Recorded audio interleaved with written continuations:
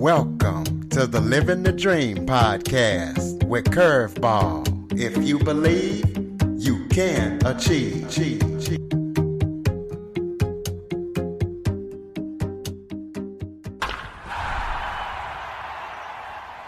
Hello and welcome to another episode of Living the Dream with Curveball.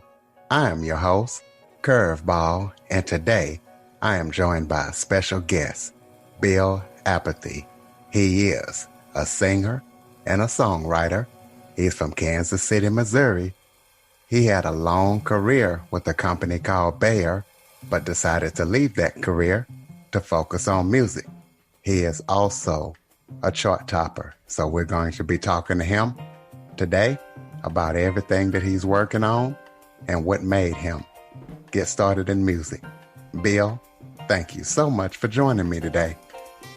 Well, thank you very much for having me. I'm looking forward to having a good little conversation with you. Well, why don't you start off by giving everybody a little bit of background about yourself, telling us if you're originally from Kansas City and anything else that you want the audience to know. And by the way, I'm in Junction City right now. Oh, wow, we're close. Yep, yeah. We sure are. Yeah, no, I've been in the Kansas City area pretty much my whole life. I was actually born in a place called Ione, Washington, in a condemned hospital. So I think that was maybe a precursor to my life, not sure. But I lived in the suburbs of Kansas City forever. And now I live in the world-famous Kansas City Market area. So very pleased with where I'm at and what I've got going on. And so started playing music when I was really, really young. And was in a very musical family. My oldest sister was very much involved in church music, and she got me involved in that as I got it old enough. I had another brother that was very focused and involved in folk music scene in the Kansas City area and in the Midwest, and he got me involved in some of that. You know, back in the day when you'd go to a performance and instead of clapping, everybody would just snap their fingers. You know, it was kind of cool. It was kind of a cool thing. So I've been doing that for forever. Just retired, actually, from my corporate career with Bayer after 43 and a half years. I retired in November of last year, and so I'm learning what it's like now to be a full-time musician. So it's interesting. And it's challenging for sure. I found that even though in retirement, I'm still extremely busy. So, interesting time. Well, let's talk about your corporate career before music. Tell everybody what Bayer is and what made you decide to retire to focus strictly on music. Well, I worked for Bayer Crop Science, which is the division of Bayer, like the Bayer pharmaceutical that everybody knows, you know, Bayer aspirin and all that. So they also have a crop science division. And so we supplied products to the agricultural industry and, helped feed the world effectively with, different products, different chemicals that the farmers could use. And I worked in various elements of the company throughout my career. But when I ended, I had the title of Head of Logistics Excellence for North America. And effectively what I did was I managed projects, or I managed a team that managed projects. So we would come up with some ideas based on some analysis that we had done in the various production sites and the various distribution sites. And we would look at their business processes, we would modify them, optimize them a bit, and then integrate technologies to help the folks do their job more efficiently, so they wouldn't get so tied down to a keyboard or tied down to a computer, and let them focus a little bit more on their core competencies, which did help substantially. So did that for the longest time, and to be honest with you, my retirement was a choice. And I'm not the youngest guy on the planet, right? So I'm 63, and I got an opportunity to leave the company with a pretty nice package, and so I opted out and decided to focus a little bit more on my music now. So that's kind of the story. So let the listeners know what kind of music you do and past projects that you have put out and who you've worked with and all that kind of stuff. Yeah, it's kind of hard to put it in a box, right? So I'm a singer songwriter, or as some people say, I'm a storyteller with a guitar, right? And so, throughout the course of my life, many things have happened to me, and I've met some very interesting people, and been able to experience some very interesting situations. And I think out of those situations, there's always something you can take away, whether it's a really cool situation or whether it's something that's a little bit more on the negative side. There's always something you can learn. And I think that one of the things that I try to focus on with my music is relaying some of those things that I've learned over time, and some of those things that I still question, things that I don't understand, helping people. Maybe they can take a bit of advice from it, or maybe they can just find some solace in the fact that they're not alone out there. We're all a little confused about a lot of things that go on in the world today, and I think it's a good thing to understand that there's not always an answer, right? Sometimes the answer itself is the search. So you've topped the charts before. Tell us about that. What chart did you top? What song? And how did that feel to you? And what did that chart-topping song get you? Yeah, but there's nothing cooler than driving down the road, listening to the radio, and all of a sudden you hear your stuff. That's a moment, right? That I think is very cool, and I was very fortunate to have that. Like I said, I do singer-songwriter stuff, so I write in all kinds of different genres of music, whether it be folk, which is the one that we top, some Americana stuff, some country stuff, some rock stuff, some blues stuff, and even toss in a little bit of jazz from time to time. So that's the advantage of being a singer-songwriter, is you can kind of pick the genre that best portrays the story that you're trying to tell. And so the one that we got that hit number one was number one in the United States, I think, for 3 weeks on the folk charts, and it was a song that's called "Goodbye Will Never Come Again." And I always like to tell people it's a 3-part song, right? It's a song about how not to end a relationship, right? So I had once entered a relationship so poorly that effectively I just said goodbye and walked away. No real explanation, no nothing. It's kind of the easy way out and actually the wrong way out. So the "Goodbye Will Never Come Again" song is really a confession at one point. It's an apology at another point, and it's a promise at the end of the song that says goodbye, meaning that really, really poor way to end a relationship will never happen again. So "Goodbye Will Never Come Again," we were very fortunate. It came off of our Find a Way album, and it landed number one, and it charted, it was on Roots music charts for well over 2 years. So we were very pleased with that. Wow, that's impressive. So how did you manage to manage your corporate career as well as work on your music? How did you balance that when you were working in the corporate world? Yeah, that's really what the whole idea of the Find a Way album that I came up with is really all about. It's really about how to find a balance in your life. And you mentioned, the balance between the corporate stuff and the music stuff. And, that's a challenge because, my corporate gig was, a 60, 70 hour a week thing. It was hard to find the time, but I think it's a matter of understanding that your priorities, right? Even in the corporate world, even when you're really driving, and you've got a lot going on, and you're building your career and rising through the corporate ranks and all the stuff. If you lose balance and you don't have something else to take your mind away from that, you will not be nearly as effective as you would be if you walked away, if you stepped away from all that and used your time and your focus on something else. And music for me during my corporate gig was really, it was that thing. It was my escape.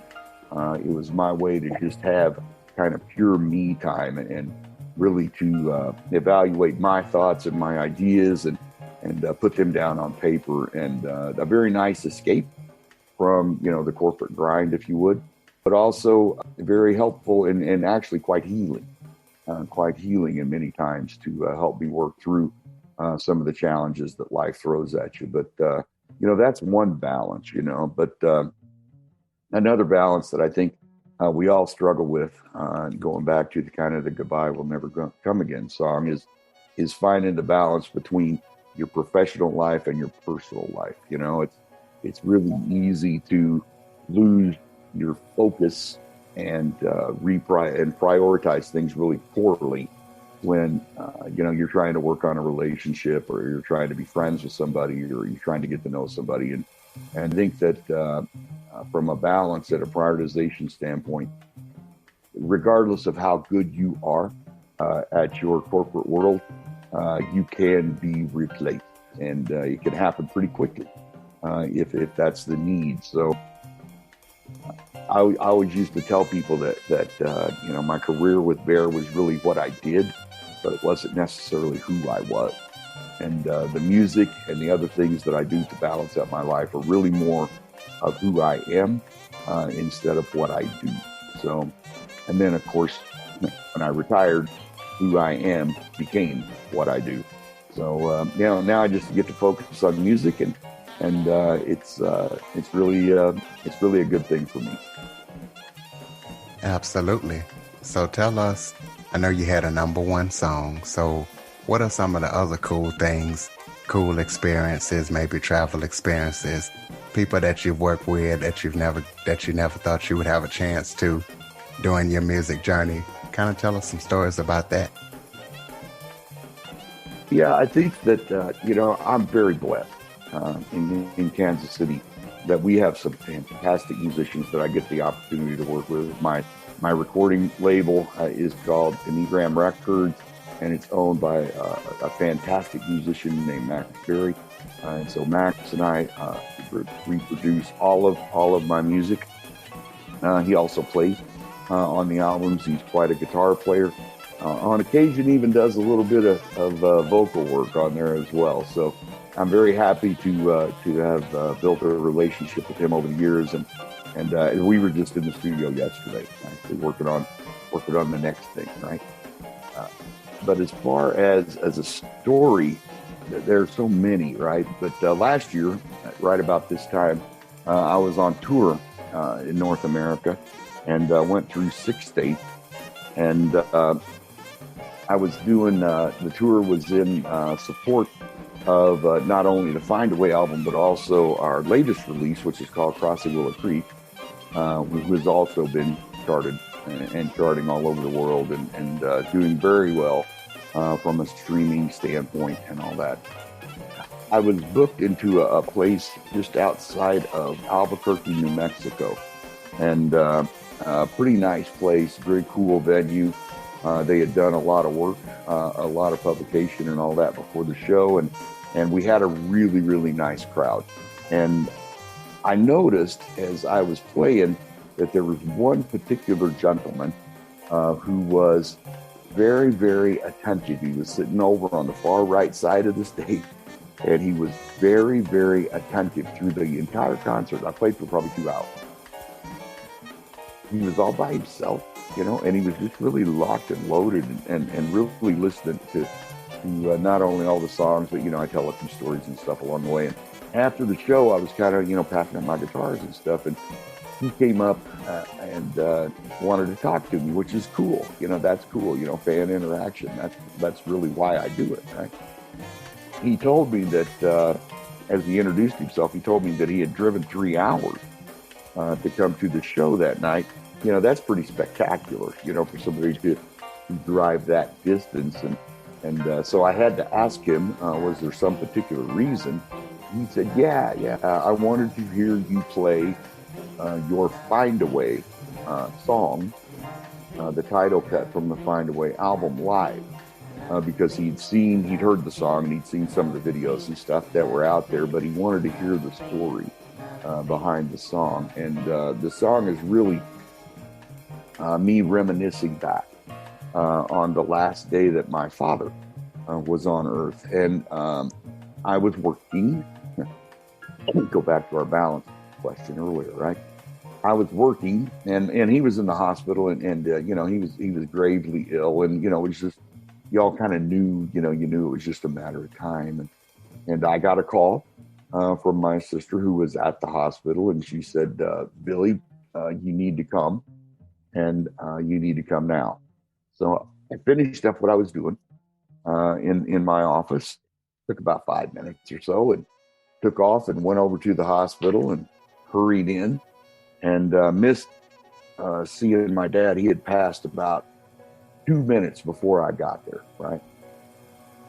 It really made me reflect on the fact that, if I would have just turned off the computer and walked away when she called, then I would have had that chance, to do what we all want to do in those situations. You want to be there, you want to hold it, and, kind of help experience the end of this world and the beginning of the next, right? With the song reminisces about some of those things that he had taught me over his entire life. And one of the things that he taught me that I think probably fits pretty well with the genre of your show is that he had a saying that said, if you want something bad enough in life and you're willing to put in the blood, the sweat, the tears, and the toil, you can always find a way to make it happen. And that particular day, I had prioritized my time poorly, and I had missed that opportunity to sit with my dad there in those last minutes. The song really talks about, reminiscing back on the things that he taught me and all that, and really focuses on, if you want something bad enough in life, you can always find a way to make it happen. Now go back to the guy. He and I were chatting, and he wanted to hear me play that song live. I found out in our conversation that he had his father pass just a few days before the concert. He had listened to that song, and it had brought him some comfort and some solace. He just wanted to come and hear me play it live and see if we could have a little chat about not only some of the things that I learned through that experience, but he could also share some of the things that he had learned through what he had just been going through. So great guy, great conversation. It goes to show you, man, you write a song and you never know if people are going to like it, or if they're going to listen to it, or if they're going to understand it.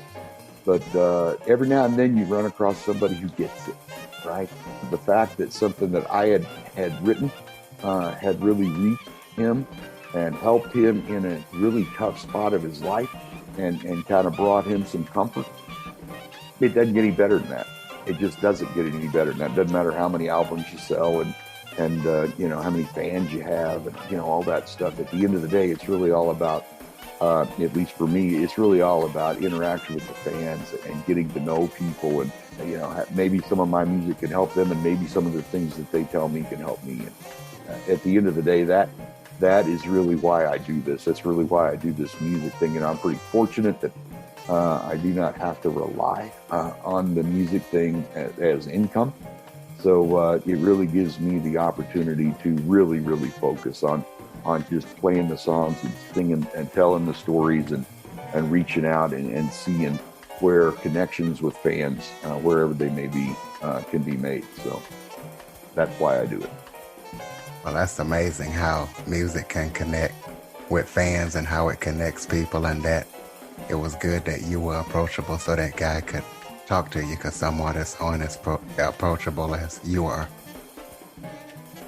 That's another thing. It's the music industry, right? It's the music industry today, and I know that there are some artists that are really kind of standoffish and they won't sit down and talk to people, and I think that's sad. Music is a gift, right? Nobody knows where it comes from. I always say that music's magic, and every now and then, you get your piece of the magic, and you get chosen to share that. I think sometimes people may take themselves a little bit too seriously, I certainly can try not to let that happen. How has the pandemic affected your music career over the last year?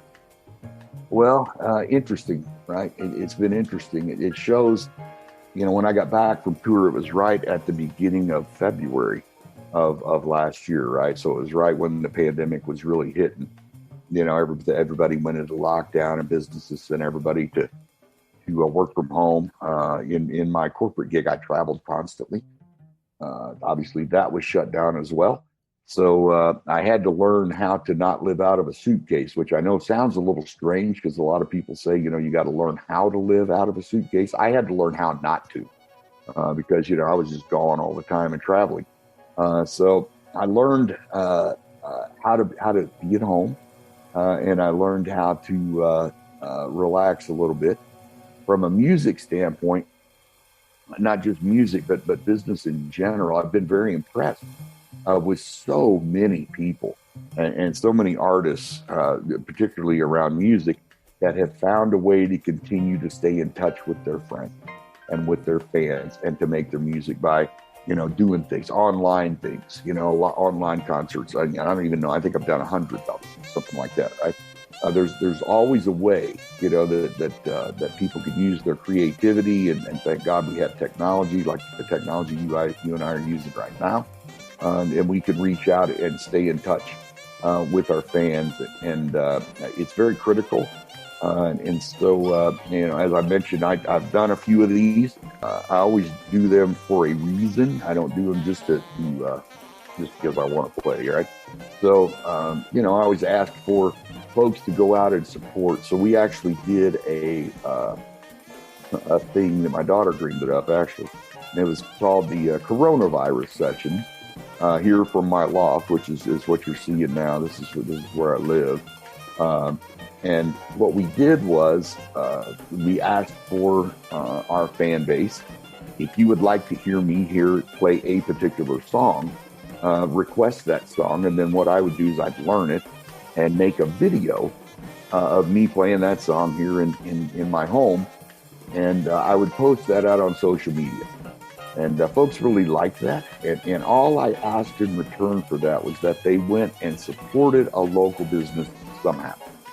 They didn't have to send me anything, but, they could go and support a local business, whether it's a local restaurant, a local bakery, for example, go, order takeout or buy a gift card or, pick up something from, somebody's, Etsy space or something, and that kind of evolved into also supporting the local musicians who rely on being able to get out in the public and play live as their source of income, their only source of income. And so through all that, we've also, very good friends of mine have created a theme in Kansas City called the Kansas City Online Live Series.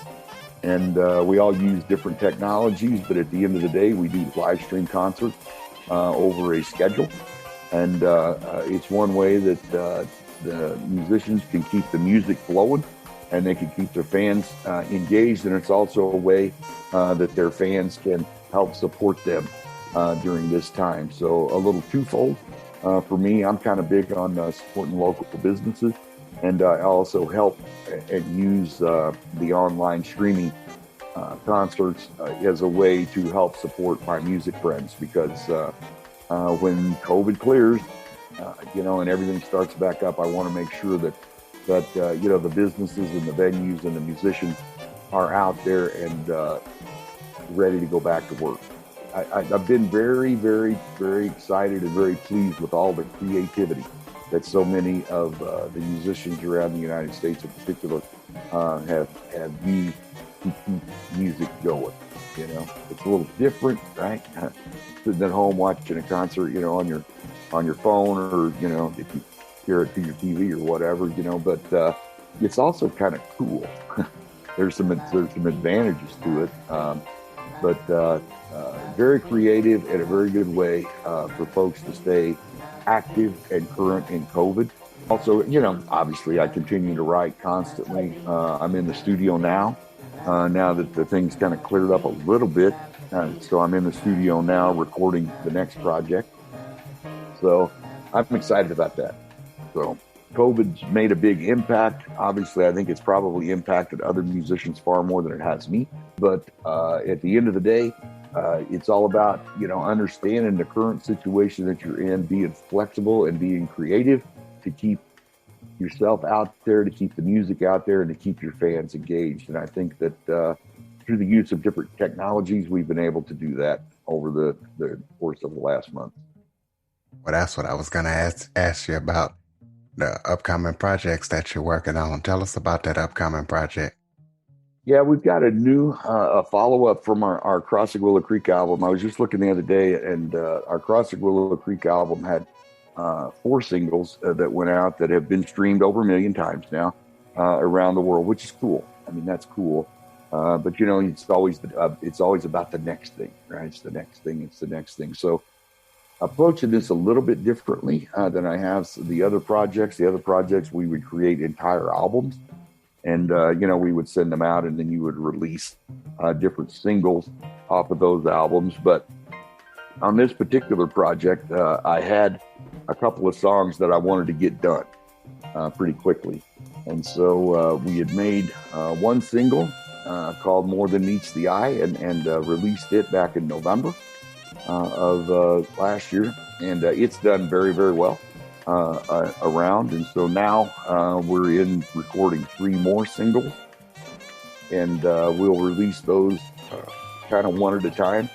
And then when we get them all done, I'll probably make some hard copy of the project and make that available in an album or an extended play format, if you would. But going kind of more of the let's make a single and release it, and then while it's running its life and doing its thing, we can be recording the next one. So it's actually kind of fun. It gives me a little bit more of a chance to focus song by song instead of 12 songs on an album, whatever. And kind of fun. So we've got 4 songs. Like I said, we've already done the More Than Meets the Eye song and released it. And it's, I'm pleased with it. It's doing quite well.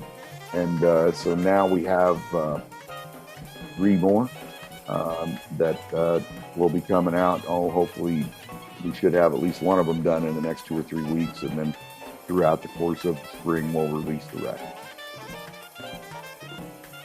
All right. So what style of music do you like, man? Oh, I like all kind of music. I am very open-minded when it comes to music. I've been listening to music since I was very young. I was actually a hip-hop artist when I was younger, but I like all kind of music. So, I think that one of the things that as musicians we need to understand is you got to remember where you came from, right? And pay homage to the folks that really brought you where you are. But let's talk about some of your biggest influences. Who are they, and why are they your biggest influence? Oh, wow, lot. I have several folks that have been big influences in throughout my career and throughout my life. So I started playing, when I was really, really young, and turned on an album. Was given an album by my brother in 1972 by a guy named Dan Fogelberg. The album was called Home Free, an absolutely beautiful work of music. And I sat down and learned that verbatim, note for note, and he was very influential in what I do and how I go about it. Also, some other folks, obviously James Taylor. I mean, you can't be a singer-songwriter without understanding James Taylor and the things that James Taylor has not only given to the public, but given to the music world, and also, some of the things that he has done for society. You get into some of the great singer-songwriters like Jackson Browne, for example. Great singer-songwriter and also very socially conscious guy who always made, a great impact on society. You know, in today's world, there's a couple of guys that I'm very, very impressed with. I really like John Mayer. John Mayer is a really excellent songwriter, and he's very. I've been very fortunate to be able to see him play live a few times. But I'm also a big fan of Dave Grohl of the Foo Fighters, and of he came out of Nirvana. Big fan, big fan. I think he's a great songwriter. Those guys have been pretty influential in my life. I mean, you can go on and on. I mean, there's like Harry Chapin, right? Great singer songwriter. Gordon Lightfoot. The list just goes on and on and on. But I would have to say that if I have to pick one artist that really influenced me the most, it would be Dan Fogelberg. He's the way that he writes, the way that he structures his music, the expression that he uses in his lyrics, and probably the most important thing is how he marries his lyric and his lyrical content and the impact and the message of his lyric, how he marries that with music to really, really highlight the lyrical content of the songs, to me is spectacular. So I would have to say that he's probably my primary influence. How do listeners connect with you? Give us your social media links, your website, anywhere that you would like us to connect with you and check out your music. Yeah, so you can start just on my website. It's just billabernathy.com. And on there, you can see kind of a breakdown of all the different projects and all the albums and, a bunch of press and, all the things that we've done, over the course of the years. There's also links on there to all the other social media. And I found that from a social media standpoint, my audience, my fan base really seems to like Facebook as much as anything, Facebook and Instagram. So you can go to, if you're on Facebook, you can go to Bill Abernathy, singer or songwriter, and that's my homepage.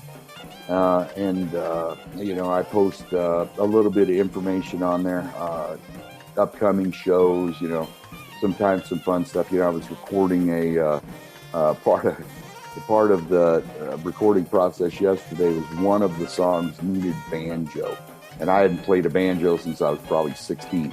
But I had to go get a banjo and record a banjo thing. And so you can find a picture of me with a easy grin playing a banjo right there on the Bill Abernathy singer-songwriter site right now. Those are my primary contacts. And if you want to reach out via email, it's just bill@billabernathy.com. Absolutely. Do you have any final words for people out there, maybe aspiring musicians, or just for anybody out there that have dreams? Yeah, no, it's all about following your dreams, right? Jimmy Messina wrote a great song one day called "Follow Your Dreams." I actually recorded it. I think that in today's world, we've got COVID, we've got all this political drama, and all this stuff that's going on. It would be pretty easy to get a little discouraged, particularly if you're a working musician and, all the venues are closed and you really can't get out. Don't get down about it. Find a way to work around it. Find a way. I've got some really good friends of mine who are using some technology where they have their full band playing, and each one of the members are at their own house. They're spread all over the greater Kansas City area. And through the use of technology, they do shows, several times a week. And it's cool. It's cool and it's fun. It's different, for sure. But it's really cool. So, I would just say this. I know that COVID and all the stuff that's going on, right? It's very, a lot of people are disgruntled with the situation. But, out of everything, you can find something good, right? And I have so many of my friends that have found really positive things that they could do to not only continue their careers, but to learn new things, learning all the new technologies and being able to reach out to your fan base through all this is really spectacular. And there's opportunities to do that. So maybe maybe don't feel sorry for yourself because of the situation that we're in, but find a way to capitalize, find a way to use it, find a way to do things a little bit differently, but still accomplish the same goal. And the same goal is always, always, always reach out with your music, stay in touch with your fans, put a smile on somebody's face, give them something to think about, do what music does. And we just have to figure out a way to get it out there. Ladies and gentlemen, Bill Abernathy. Bill, thank you so much for joining me today. Thank you. I do have one question for you. Do we have time for you to answer a question? Yes, sir. What's that? Where did you get the name Curveball? I got the name Curveball because, as I told you, I used to be a hip hop artist, and back in like 8th grade, my best friend Sean Davis, we were talking, and I was like, well, he was really pushing me to get my music out, or start doing it.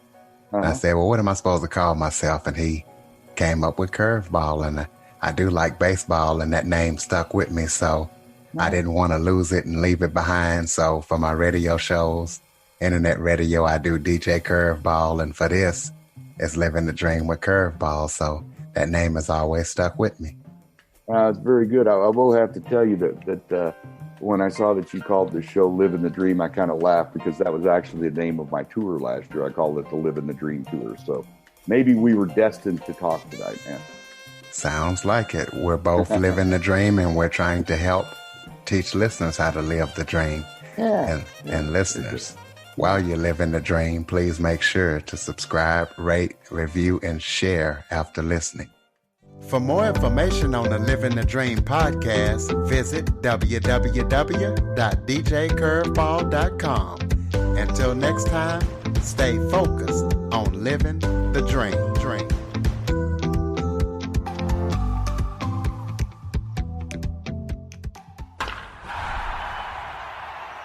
Singing